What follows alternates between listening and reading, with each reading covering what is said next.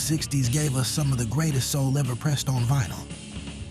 But not every #1 hit was a masterpiece. Some were gloriously goofy, irresistibly corny, and still got us dancing anyway. From talking backbeats to questionable fashion grooves, these are 15 awesomely bad #1 R&B songs that somehow ruled the charts and our hearts. Number 15, The Clappin' Song by Shirley Ellis.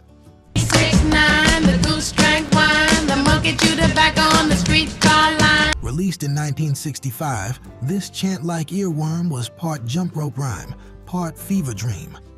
Shirley Ellis had already struck gold with The Name Game. Then I say Bo had a bee, then I say the name, then banana, and this follow-up pushed the nursery rhyme soul trend into overdrive. Kids loved it, DJs loved it, adults tolerated it. The record was produced on the Congress label and climbed to #1 on the R&B charts and #8 on Billboard Hot 100. if I was good. Its hook, 369, The Goose Drank Wine, sounded like a playground anthem recorded in a smoky Harlem club. It's goofy, it's hypnotic, and it's impossible to forget once you've heard it.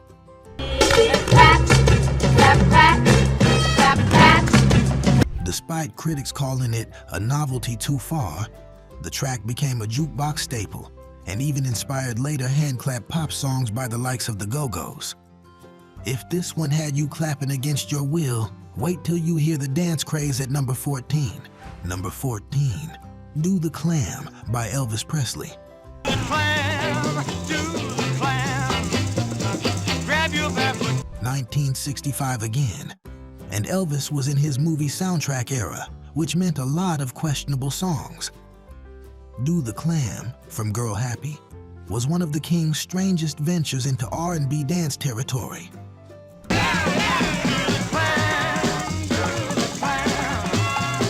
Written by Sid Wayne and Ben Wiseman, it was meant to cash in on the craze of named dances like the twist and the jerk. Problem was, no one ever actually did the clam. The lyrics sound like an awkward gym teacher trying to be hip. Everybody's got that beat. Moon ain't gonna last all night. Well, let's work up an appetite. But not much of a clue what to do next. Still, Presley's charisma and the tight studio band gave it a groove that just barely worked. It hit #1 on the R&B chart for a week and remains one of those "did that really happen?" moments in Elvis's career.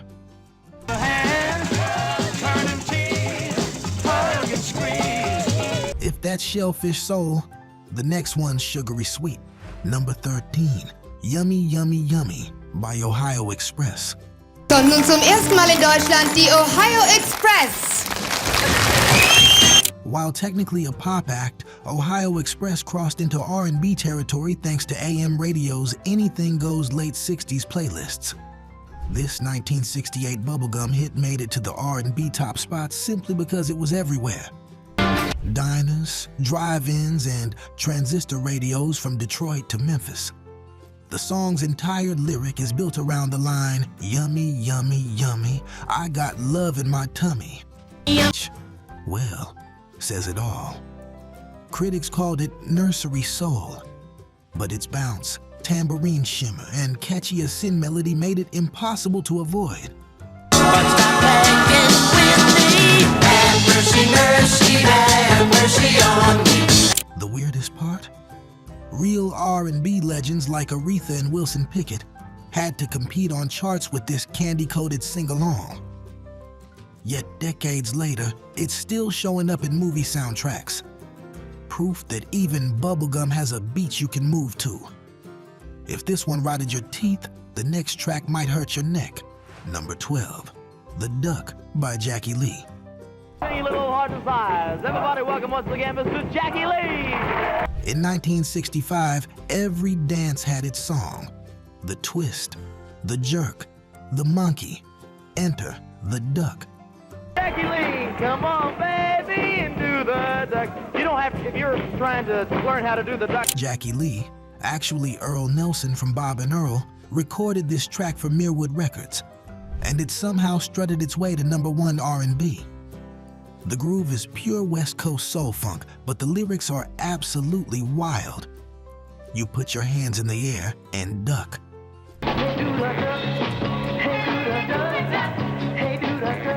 The horn section blares like a high school marching band discovering Motown. But man, it's fun. Lee's delivery sells it. A smooth baritone trying to sound like a dance floor preacher. The result is so over the top that it circles back around to being irresistible. You can't help but smile at it.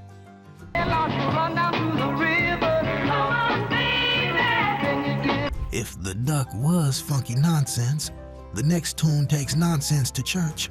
Number 11, Wooly Bully by Sam the Sham and the Pharaohs.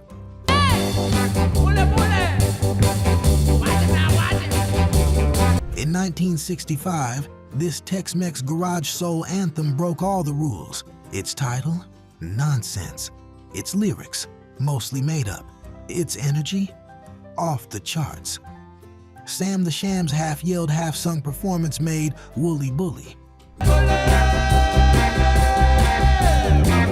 both a dance craze and a comedy sketch rolled into one.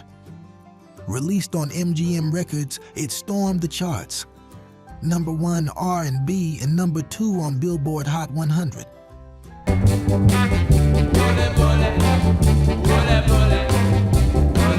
The band's look, with turbans and capes, was as wonderfully absurd as the tune itself. It's the sound of every Friday night bar band trying to conquer the world. Despite the goofiness, it introduced a Latin groove that influenced early Chicano rock.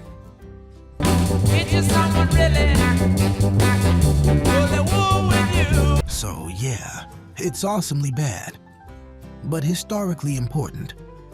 If you thought Wooly Bully was weird, get ready. The next one's all about a talking backbeat.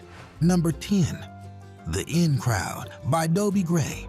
Welcome to Hullabaloo A Go-Go. The man with one of the fastest rising hits in the country. Singing The In Crowd. Here he is, Mr. Dobie Gray. Dobie Gray was a real talent. His voice smooth as satin. But this 1965 anthem for the hip set? I go where the in crowd goes. I'm in with the in crowd. It's all about bragging rights and social swagger.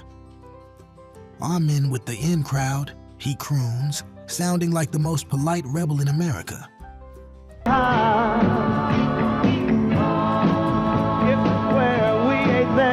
Recorded at RCA Studios in Chicago, the track was produced to sound mod. Finger snaps, electric piano, and polite horns. It's too clean to be funky, too stiff to be soulful, and yet, somehow, it hit #1 R&B. We make every minute count, yeah. Our share as always. Over the years, it became a symbol of swinging 60s culture, perfect for cocktail lounges and college mixers. It's charmingly awkward, like soul music in a dinner jacket. If Dobie was chasing cool, the next record went straight for silly. Number 9, Boogaloo Down Broadway by Fantastic Johnny C. Oh, baby, Boogaloo down Broadway. By 1967, the Boogaloo craze had everyone naming streets and steps. Johnny Corley, aka Fantastic Johnny C, turned it into a mini movement with Boogaloo Down Broadway.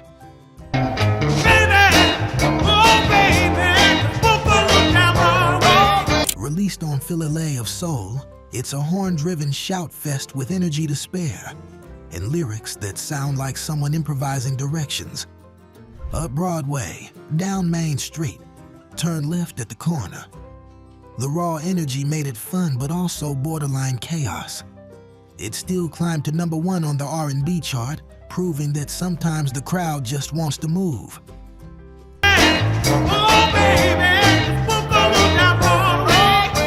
Later, sampled by hip-hop producers for its infectious groove, it stands as a monument to the joyful absurdity of dance floor anthems. If that was pure motion, our next one slows things way down, maybe too far down. Number 8, Honey by Bobby Goldsboro. once again, my good friend, Bobby Goldsboro. This 1968 ballad was a tearjerker for the ages, and for many, a cringe classic. See the tree, how big it's grown, but friend, it hasn't been too long. Written by Bobby Russell, Honey tells the story of a man mourning his late wife, complete with overripe lyrics about trees she planted and teardrops on the window pane. It topped the R&B chart because its melody and emotion resonated, even if critics called it maudlin mush. And honey, I miss you. Bobby Goldsboro's voice quivers with sincerity, and that's part of the charm. It's so earnest, it hurts. Today, it's one of those songs people either cry to or laugh through. It defined a moment when sentimentality ruled soul radio. All I have is memories of honey, and I wake up nights. If Honey made you tear up, the next one will have you shaking your head in disbelief. Number 7, Dang Me by Roger Miller. This is a multi-talented man, a songwriter, a humorist, and a fellow who has now one of the biggest sellers in the country, a song called Dang Me.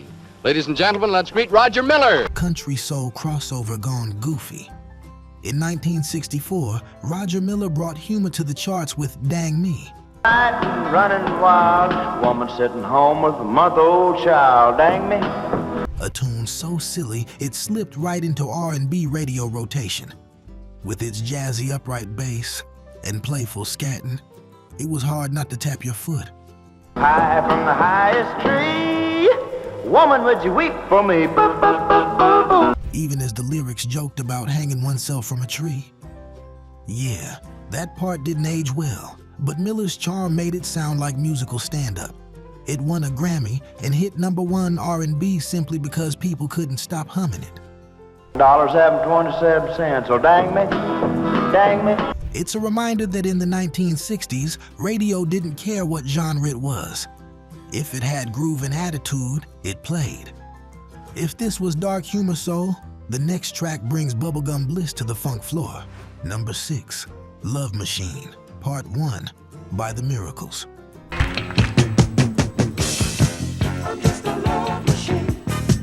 Okay, technically from 1969's recording sessions, released in '75 later, but early versions hit late 60s R&B playlists.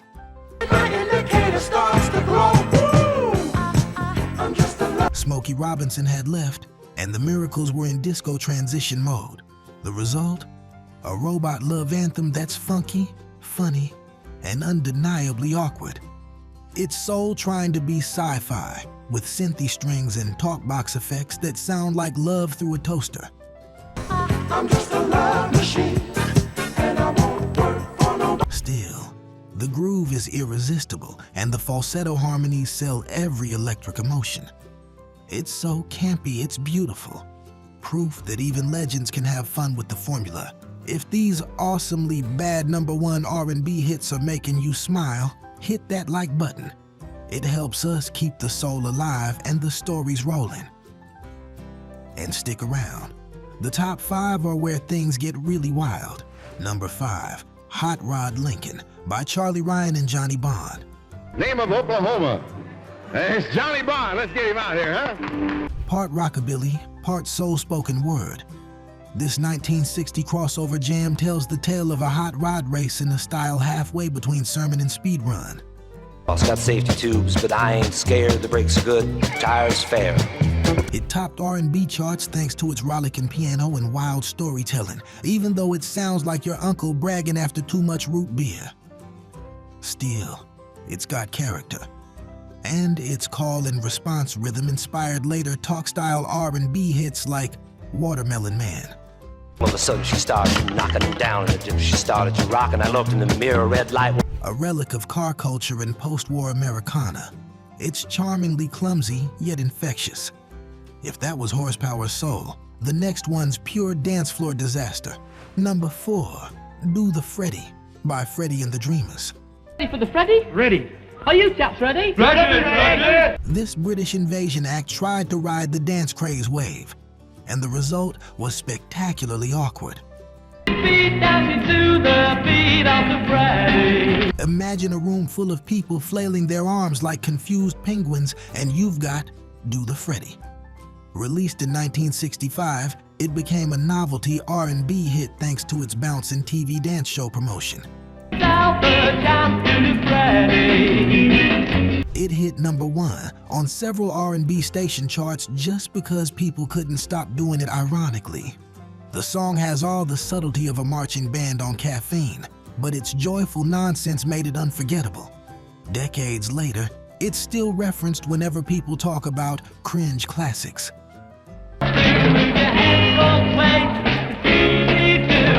If you thought that dance was odd, wait till you meet our next track's prehistoric star. #3, Surfin' Bird by the Trashmen. Our guest to perform it for us. Ladies and gentlemen, the strange sound of the surfing bird. Let's greet the Trashmen. Papa Mau Mau. Need we say more? This 1963 R&B chart topper is a chaotic masterpiece of nonsense syllables and manic energy.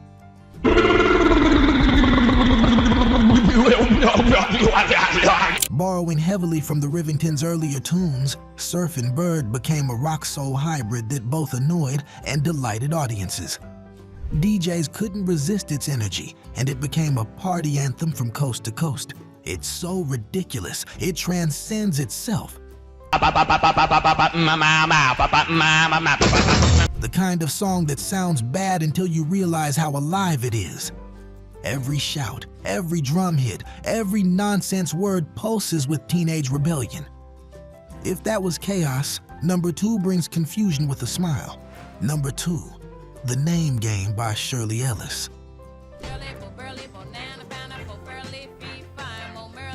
Yep, Shirley's back. The Name Game hit #1 in 1964. And remains one of the catchiest, silliest songs in R&B history. The rhyme formula, Shirley, Shirley, Bo Burley, turned every name into a rhythm toy. Ellis recorded it in one take at Bell Sound Studios, New York, backed by a tight rhythm section that somehow made kindergarten lyrics sound funky. Kids adored it. Parents endured it, and it became a playground anthem for decades. It's not deep. Okay, now say Bo. Now Tony with the beat. It's not smooth, but it's irresistibly alive.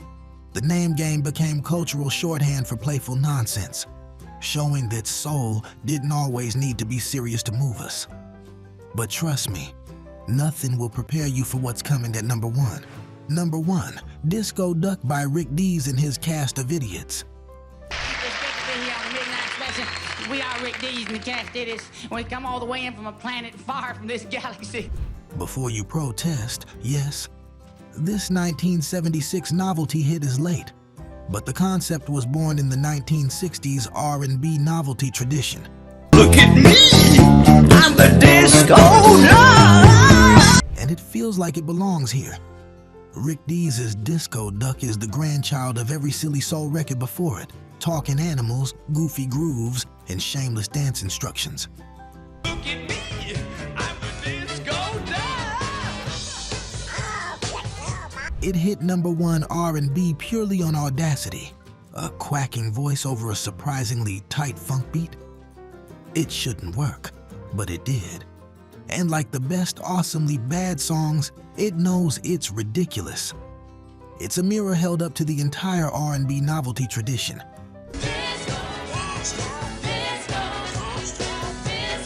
From the clapping song to Wooly Bully. Pure, unfiltered fun. From Motown to Mayhem, these 15 awesomely bad #1 R&B hits remind us that soul music was never afraid to laugh at itself. Every track, no matter how silly, carried the spirit of joy, rhythm, and togetherness. Thanks for joining us on this soul stroll through the wonderfully weird side of the charts. Subscribe to keep the groove alive, and click the end screen to roll into our next video. 15 most tragic stories of 1970s forgotten R&B stars. Because after all, even the bad ones make the soul a little brighter.